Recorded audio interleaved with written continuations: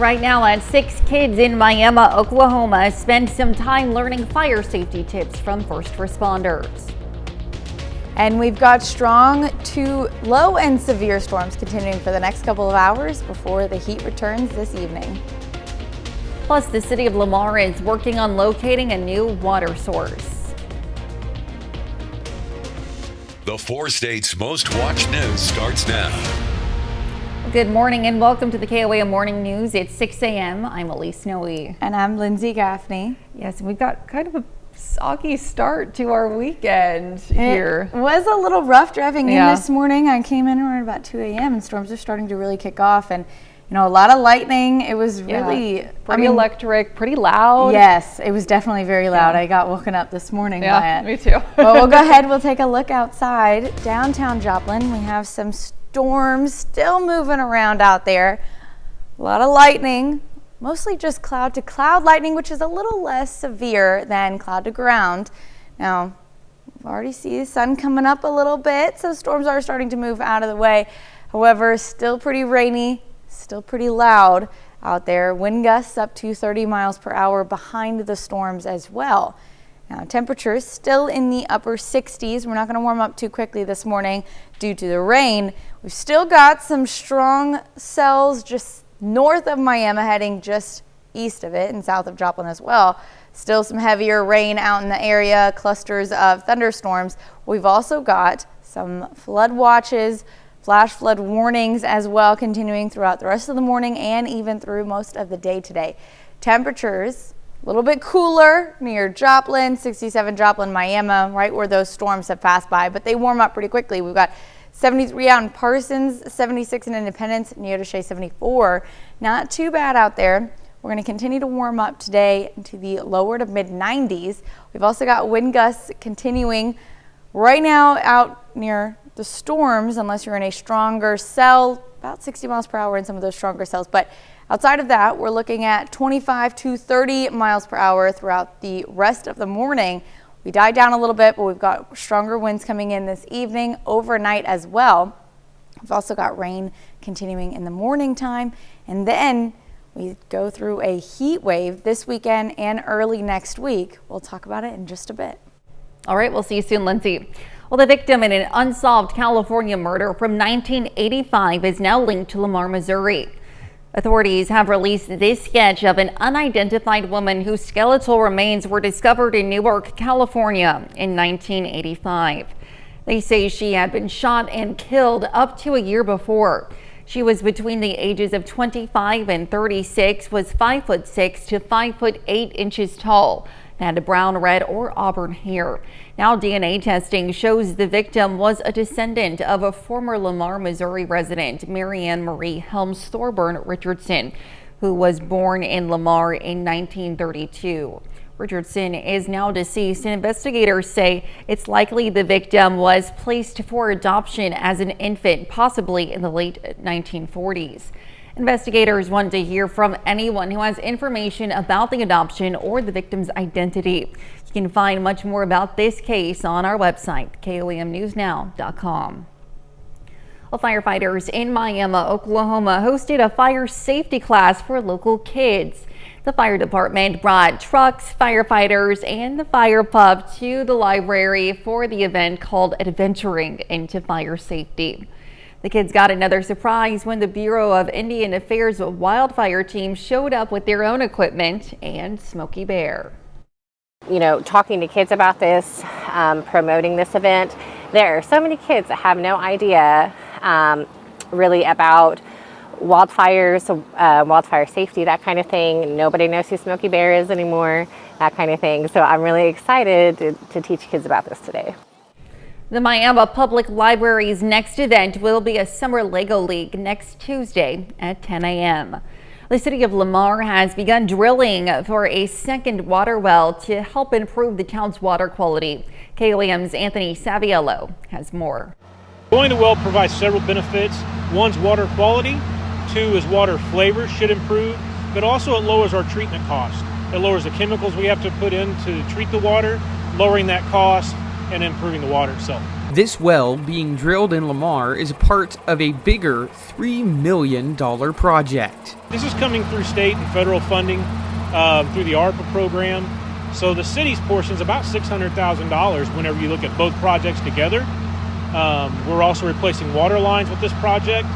But we still think it's going to be a positive effect for our citizens. This secondary well will allow the current redundant water source of Lamar City Lake to no longer be necessary. We have to have a redundant water source to make sure we can provide our customers and our residents.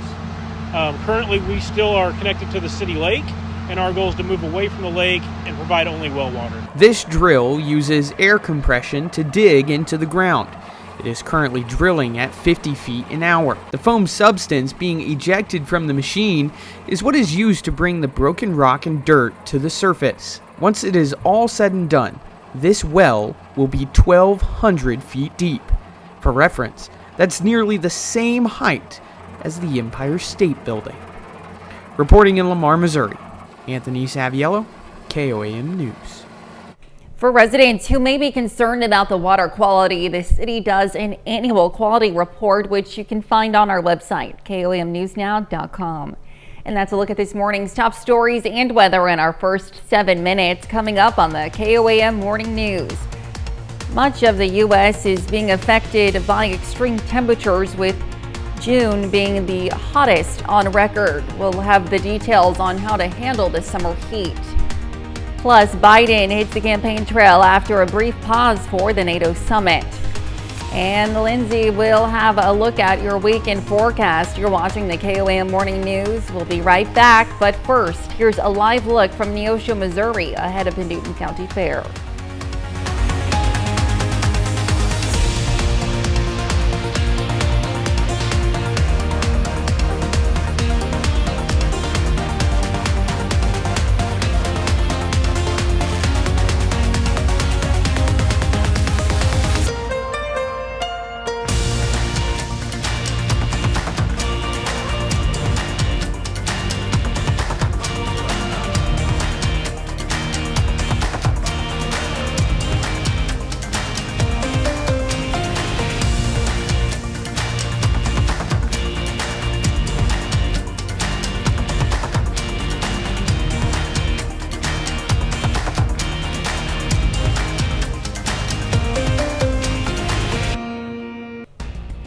Topping Nation Watch this morning, the world's population may peak before the end of the century. That's according to a Thursday population report from the United Nations. It forecasts global population will continue to grow from the current 8.2 billion people to nearly 10.3 billion around 2080. But the UN is projecting after that peak, the global population will begin to fall.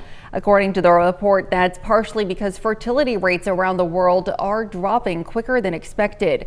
It notes that the global fertility rate is currently 2.25 births per woman. That's one child less per woman than in 1990. This year's summer heat is breaking records. According to the EU's Cornucopis Climate Change Service, June was the 13th consecutive month to break a global heat record, and more than half of the U.S., some 175 million people, faced extreme heat on July 4th. Scientists say heat waves are becoming the new normal, and here in the U.S., this June was the second warmest in the NOAA's 130-year record. According to the National Centers for Environmental Information, last month ranked in the top 10 warmest Junes on record for 20 states. The 2024 Paris Olympics are just about 2 weeks away, and we now know all the athletes representing the U.S. at the Games. Nearly 600 athletes across 31 different sports will be sporting the red, blue, and white flag colors. The athletes' ages range from 16 years old to 60 years old, with 32 of them being teens. There are more women than men, 314 to be exact. The contestants come from 46 out of the 51 states, with Maine, North Dakota, West Virginia, and Wyoming being the only ones not sending anyone. And the state sending the most athletes, well, California holds that honor. Nearly 1 in 5 athletes on the team are from California. The 2024 Paris Olympics kicks off July 26th. Well, remnants of what was Hurricane Beryl continue to wreak havoc across the country. Intense flash flooding in Vermont has now claimed at least 2 lives. Meanwhile, more than 1 million Texans are still without power after the storm, and the rising heat is a growing concern. CBS's Jared Hill has the latest. Thank you. In Houston, Texas, another long line for supplies in scorching 90-degree heat as more than 1 million people go a 4th day without power after Hurricane Beryl. All of our food ruined the day before yesterday, so we haven't eaten since the day before yesterday. Nearly 2,000 miles away, remnants of Hurricane Beryl blew through New England, with deadly flooding leaving parts of Vermont a muddy mess. And 2 tornadoes spawned in western New York. This family's home and livelihood destroyed. Trying to figure out what we're going to do in the future to provide for our family. It's not easy. In the West, record-breaking heat is again bearing down on folks in Las Vegas. Thursday marked the 6th straight day of daytime highs reaching or exceeding 115 degrees. First responders in Henderson, Nevada have started using polar pods and what's called cold immersion therapy to treat heat-related illnesses. They're going to be in an extreme state of shock at that point. So when we get called for those patients, we want to be able to rapidly cool their body temperature down in a controlled manner. In parts of California, officials say there's been a growing number of heat-related deaths since the beginning of July, and more high temps are on the way. Jared Hill, CBS News. On the East Coast, rain is expected to break up the string of 90-degree days, but in the West, another dozen heat records could fall today. That heat will then head east this weekend. And that's a look at some of today's top national stories. Here's Lindsay with a look at your forecast. We've got storms continuing for the next couple hours, just now moving out of Joplin, Miami, heading towards Neosho, Monette, Cassville, Pineville, Bentonville as well. Heading southeast over the next couple of hours. Strong storms, but not severe. We've got the heavy rain continuing, a few flash flood warnings, and a few flood watches that are going to continue throughout the rest of the day. Outside of that, temperatures do start to heat up today and through the weekend, breaking 100 degrees by early next week. We'll talk all about that coming up.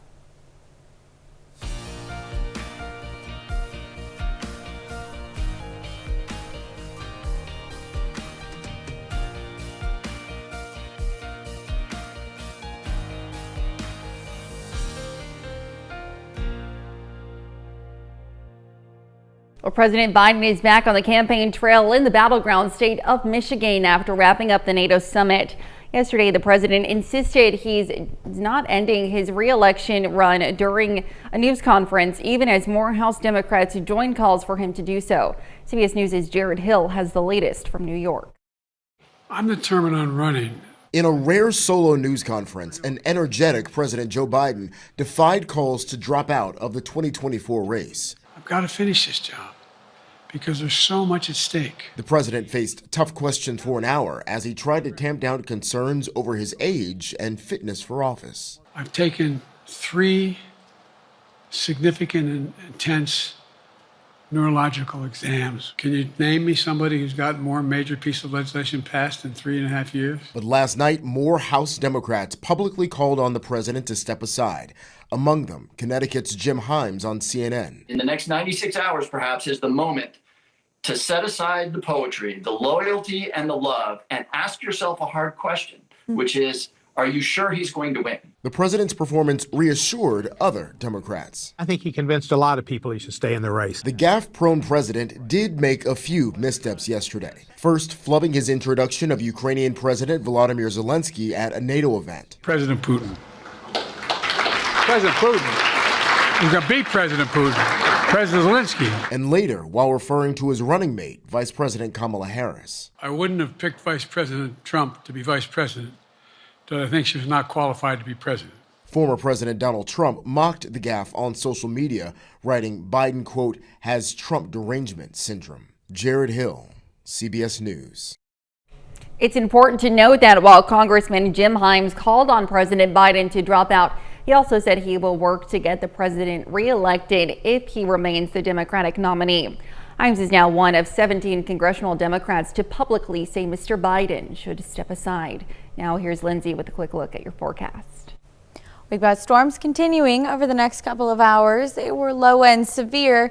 Started late last night. We've got a few flash flood warnings and a few flood watches continuing for the rest of the day as well, especially on the Kansas side of the border. Now, after storms pass, temperatures do start to heat up. We've got humidity values above 40% this afternoon as well. So it's going to be a pretty hot and muggy evening.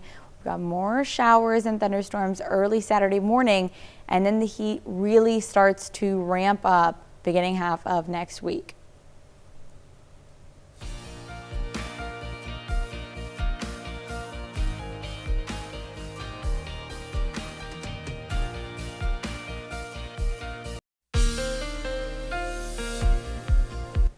We've had some pretty strong to severe storms this morning. Started off late last night. They continued throughout the overnight hours and early this morning. Starting to break up though. Not a lot of rain out in 7th and Range Line. Now most of the storms have started to shift south of Joplin and moving southeast as well. Monette's still getting some heavy rain. A little bit south of Joplin, still getting some heavy rain. We've got a flash flood warning. That is for Pittsburgh, Joplin. It's like Baxter Springs, Carl Junction, not to mention some wind damage as well through some of these storms. This is where our flash flood warning is until about 10 a.m. Carl Junction, Baxter Springs, Columbus, Pleasant View.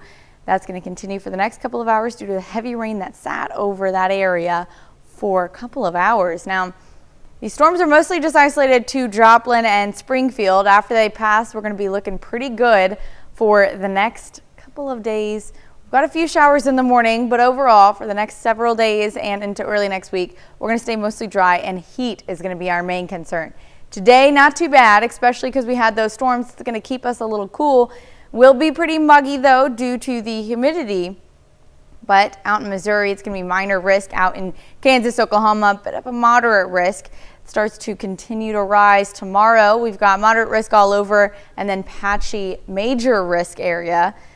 Even stronger heat risk on Sunday, but then we move into Monday. Major risk for all of our counties and even a few areas, and an extreme risk for heat. That's due to the high temperatures and the humidity values as well. Heat index values in the triple digits. Today, it's going to be heat index value in the upper 90s, 98 out in Joplin, Pittsburgh, Girard, but a little bit warmer out in Sedan, 102, 100 in Nowata. Now this is just the heat index values, what it's going to feel like out there, likely due to the humidity today. Temperatures are only getting up to the lower 90s. Tomorrow, we're getting up to mid 90s, forecasted for 95. So it's going to feel right about what the actual temperature is. And we're not going to see high humidity values tomorrow. So heat index value is not going to be much higher tomorrow than the actual temperature.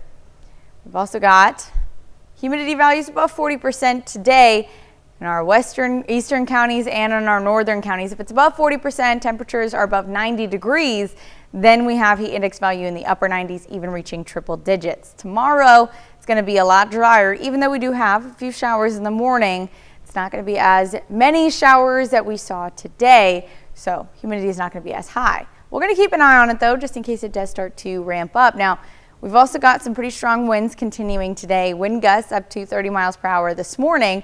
Dying down a little bit this afternoon, but then they really do start to ramp back up later on this evening. We've got these showers pushing out currently, moving out in the southeast. After that, we stay mostly dry for the remainder of the day today. Temperatures getting up to mid to lower 90s.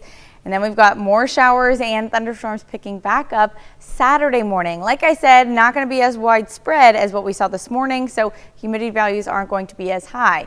Then we start to see temperatures really ramping up Sunday, Monday, and Tuesday, getting into the triple digits for actual temperatures. Monday and Tuesday, 100 degrees, 101 degrees. We've got a cold front moving through Wednesday and into early Thursday morning, dropping those temperatures down to the 80s again. So it's going to feel a lot better next week. We just have to make it through one more heat wave stretch before we get to see those nicer temperatures. Now we'll go over to Elise with Health Watch. All right, thanks, Lindsay. Nearly 1 in 10 pregnant women who get COVID will develop long COVID. That's the findings of a study by the University of Utah Health. This could be because immune systems in pregnant people don't react as strongly to infections. Prior research has found catching COVID while pregnant increases the risk of complications, hospitalizations, and death. Well, British researchers say AI can help drastically speed up heart scans. They used an intelligent computer model to examine MRI scans of the heart. Data shows it analyzed the scans in just seconds, while it typically takes doctors 45 minutes. The study's authors say this could save doctors time and lead to better treatment. And people recently diagnosed with diabetes who have sleep issues are more likely to have damaged blood vessels. Researchers in Denmark found diabetics who got less than 7 hours of sleep or more than 9 hours of sleep were both at risk. Damage to small blood vessels are major contributors to complications linked to type 2 diabetes. And that's a look at some of today's top health stories. We'll be right back. Right now at 6:30, a local fire department receives a grant to help update their equipment. And storms pass, so we're looking ahead to warmer temperatures this afternoon. Plus, President Biden held a press conference yesterday to address multiple concerns in the coming presidential race. The 4 states' most watched news starts now. Good morning and welcome to the KOAM Morning News. It's 6:30. I'm Elise Noe. And I'm Lindsay Gaffney. It's finally Friday here in the 4 states, with rain in the beginning of the week, and then now here just feels like this week has kind of gone on for a while, so it'll be nice to, dry out a little bit. I know it'll be hot, but dry out nonetheless. It will definitely be hot. We've got a heat wave moving in, triple-digit temperatures next week. Not going to be too fun.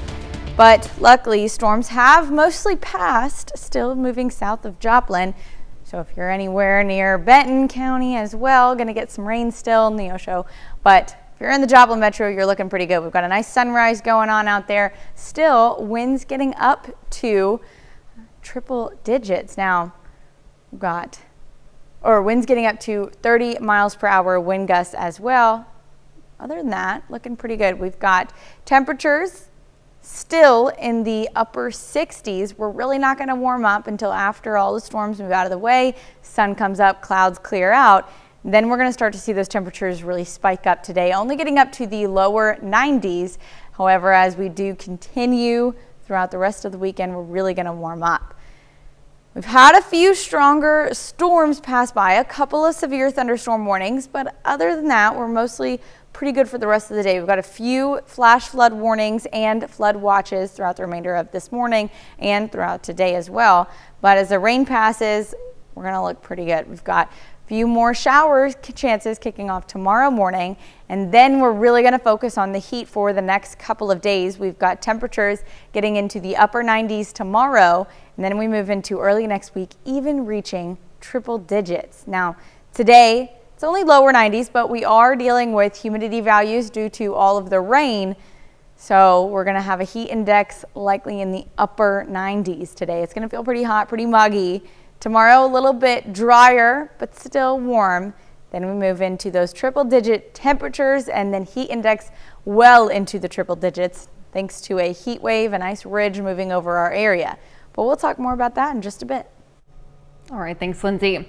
Galesburg, Kansas will get some upgraded fire protection equipment thanks to a $5,000 grant from the Nutella Company. KOAM's Melissa Alexis has more. And all of this hose back here is hose that'll be replaced. As a firefighter, your gear is one of the most important parts of doing your job. But like many rural volunteer fire departments, this Galesburg, Kansas fire department has not had access to updated equipment. It was a little disheartening when I got here last year. Our average age of fire apparatus was 42 years old. John Lilberg, the fire chief, says that the National Fire Protection Association recommends that fire hoses be replaced every 20 years. But some of the hoses at his station have been there as far back as the 70s and 80s. The fire hose that we're using this grant to replace was from 1947, almost as old as me. Recently, things are looking up for their department, as they've been offered a $5,000 grant from Nutella, a hazelnut spread brand. He says it's a big help considering their insufficient budget. It's a godsend. We operate on less than $20,000 a year. They're using the grant money to replace their outdated hoses and hopes to continue updating the equipment little by little in the future through other grants. Next on his list, he hopes to replace 2 old trucks. It takes a huge weight off my shoulders that we'll have some safer equipment for them to operate with. The chief is looking forward to being able to serve the community in a more efficient way and growing their department by recruiting more volunteers. Reporting in Galesburg, Melissa Alexis, KOAM News. The fire chief says his work is not done yet. He's still working to upgrade the department and has submitted a new grant request to completely remodel the fire station. Well, fair season in the 4 states continues as the Jasper County Youth Fair gets into full swing in Carthage. Yesterday kicked off with a market steer show, and young exhibitors also had the chance to show off their sheep and pigs. These exhibitors will have some advice for first-time showers at the fair. Just have the most fun possible, you know. It's a lot of fun to be here. Make sure your animal is really well tamed so that it won't get away from you or anything. If you're interested in checking out the Jasper County Youth Fair, there's still time. The event runs through Saturday. You can now visit the Webb City Farmers Market on Thursdays. The next 3 Thursdays, the market is open from 4 to 7 p.m. and it has more than fresh produce. The market also offers board games, free kids meals, and an opportunity for kids to dig into some fun on the kids' garden. For a $35 fee, you can also learn the art of flower arranging. The Thursday hours run only through August 1st, but the market is open every Tuesday from 4 to 7 p.m. through October 15th, and it's open every Saturday morning year-round. Well, the Parsons, Kansas School District needs school bus drivers, so they held a sort of tryout yesterday evening. Interested residents were able to come out and try their hand at driving a bus in a safe, controlled environment. Officials say this is a way to help remove some of the fear and intimidation that may keep people from applying to become a bus driver. You get to know kids, and you get to know kids in this community, and there are a lot in need of just love. And then when I became a driver, I was afraid I'd miss out on some of that, but I really haven't. I have kids that have been on my bus for 4 years who give me a hug every day or tell me, "Have a nice day, Miss Amber." Or I have ones that I do meet at Walmart who run up and just hug me, and their parents are like, "Who are you?" And I'm like, "I'm their bus driver." The district is looking for part-time drivers at the moment. Well, President Biden says he intends to continue his campaign as he takes questions from reporters last night. The president faced a crucial test in his efforts to reverse course after last month's debate sent his re-election efforts into a tailspin. Skylar Henry reports from the White House on the president's hour-long news conference. President Biden held his first news conference since last month's debate set off a firestorm over his fitness for a second term in the White House. So there's a long way to go in this campaign. And so I'm just going to keep moving. After brief remarks, the president took questions from reporters, including CBS News chief White House correspondent Nancy Cordes. Have you spent time thinking about what it would mean for your legacy, which you've worked decades to build, if you stay in the race, despite the concerns that voters say they have, and you lose to someone who you yourself have argued is unfit to return to the Oval Office? I'm not in this for my legacy. I'm in this to complete the job I started. Biden was asked about moves to cut the length of his workday in the debate's aftermath. And if you looked at my schedule since I made that stupid mistake in the campaign, in the debate, I mean, my schedule has been full bore. I've done, where's Trump been? Riding around in his golf cart, filling out his scorecard before he hits the ball? Thursday's high-stakes event marks the end of NATO's Washington summit and his first solo news conference in close to 8 months. At a NATO event earlier today, President Biden verbally stumbled when introducing Ukrainian President Volodymyr Zelensky, but he corrected himself. Ladies and gentlemen, President Putin. President Putin. He's going to beat President Putin. President Zelensky. I'm so focused on beating Putin, we got to worry about it. Anyway. Behind the scenes, senior campaign advisors met with Senate Democrats, trying to assure them the president can win in November. Skyler Henry, CBS News, the White House. The president took more than 10 questions, and at one point in the news conference, Biden mistakenly referred to Donald Trump as vice president.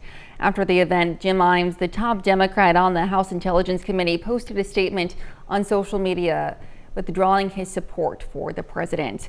And that's a look at our top news stories coming up this half hour on the KOAM Morning News. If it's Friday, you know what that means. We've got Shannon Becker as he shares his big 3 news stories of the week. Plus, it's another hot day today. We'll have what to expect with Lindsay Gaffney in the Skywatch Weather Center. You're watching the KOAM Morning News. We'll be right back, but first, here's a live look from the fairgrounds in Newton County.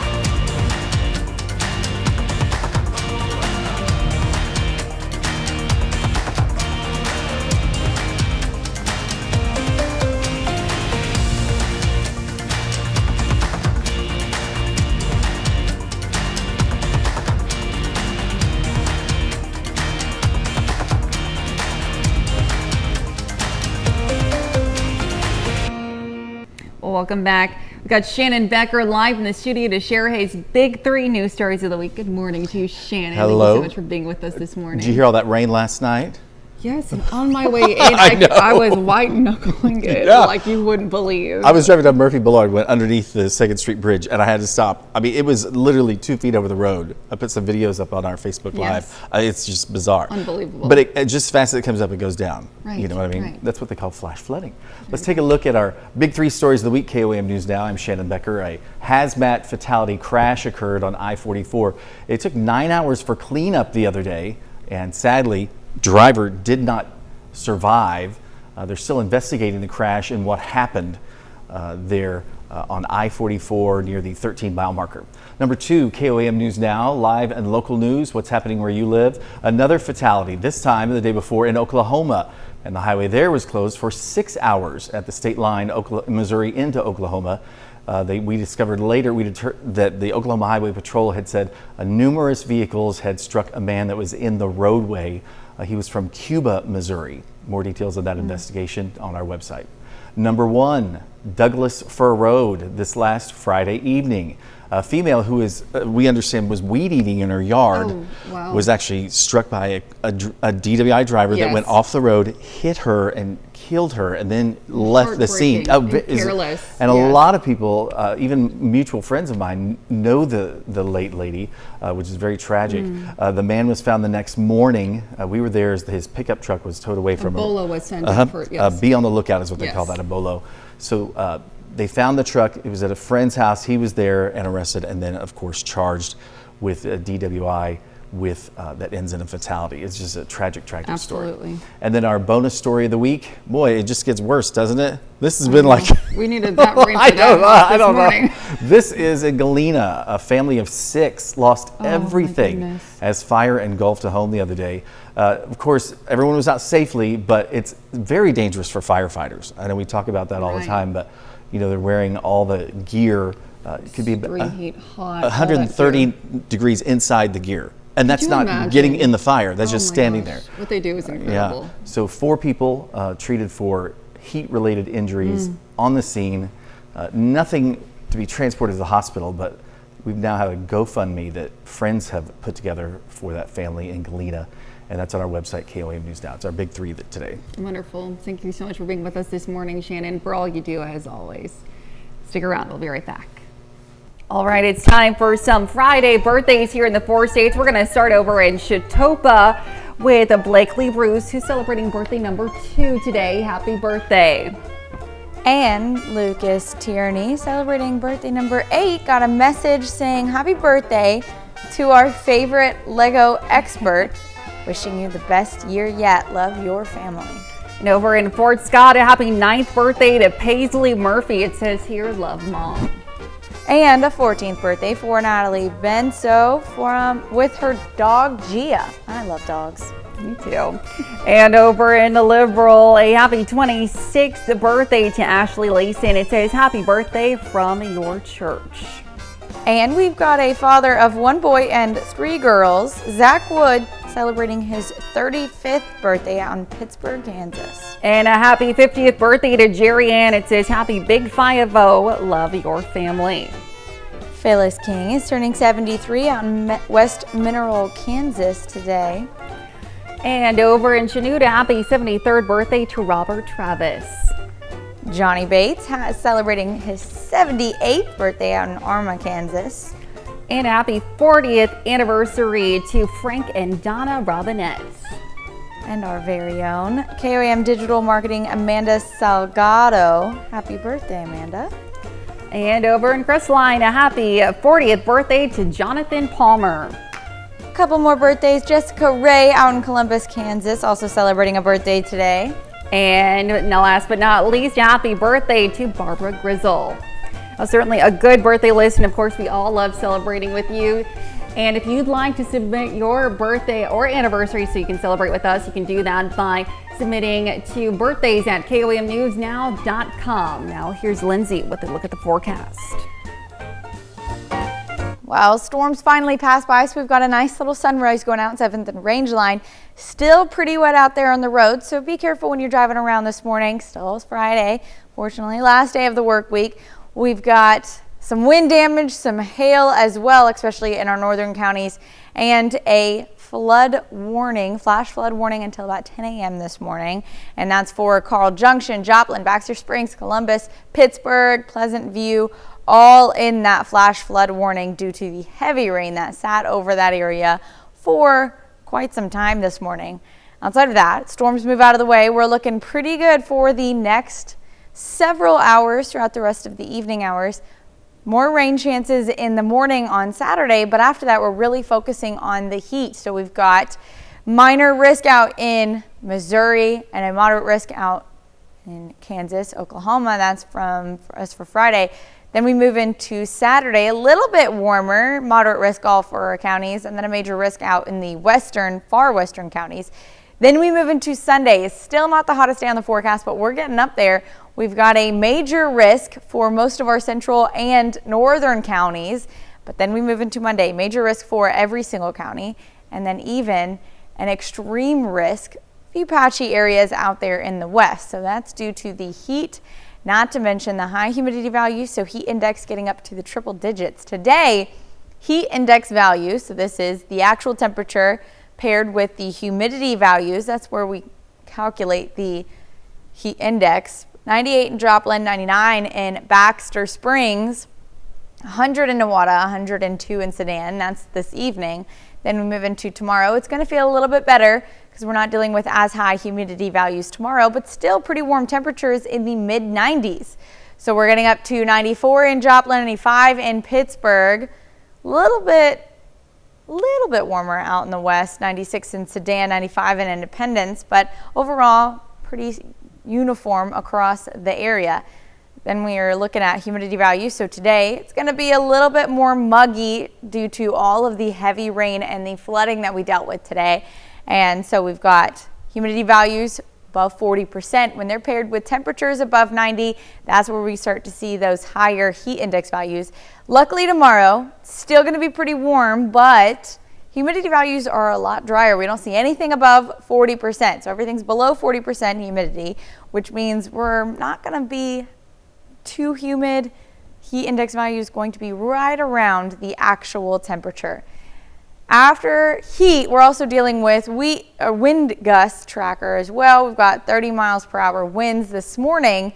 They die down a little bit, 15 to 20 miles per hour this afternoon, but then they really start to increase this evening up to 35, 40 miles per hour this evening before more storms roll in tomorrow.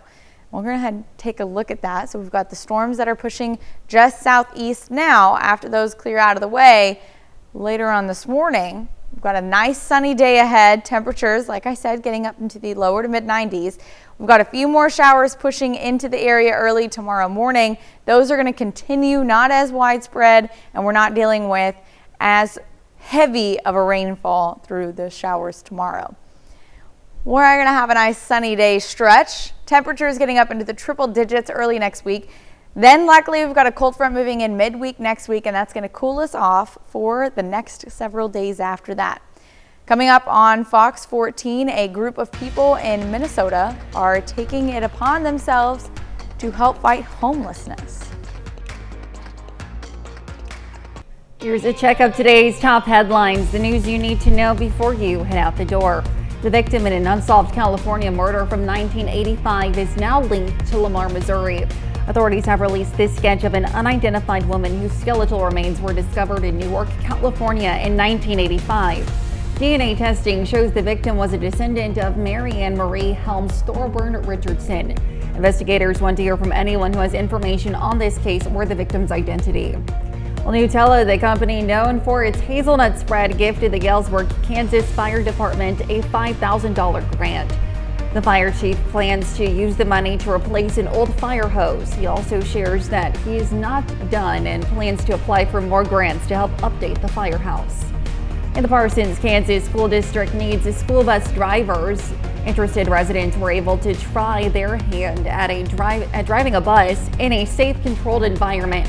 Officials say this is a way to help remove some of the fear and intimidation that may keep people from applying to become bus drivers. And that's a check of today's top headlines, the news you need to know before you get out the door.